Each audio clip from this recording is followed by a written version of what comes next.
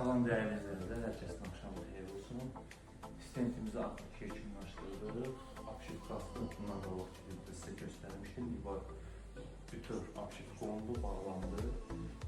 Sol tərəfindən bir gözəl şkafımız, profil şüşə qapaqları, qıraqları profili, ortası şüşəli, iki tərəfli şkafdır və sütünü qoymaq üçün yerləşdirilib. Üzərinə 1.8 qıraqlarına apşik oldu. MDF, akriliti, hər tərəf MDF-lə yığılır. Belə aşağıda belə dolabı, qapaqları, basasına, başda bu sağlı solda daları, işıqları hamısı yerləşdirilir.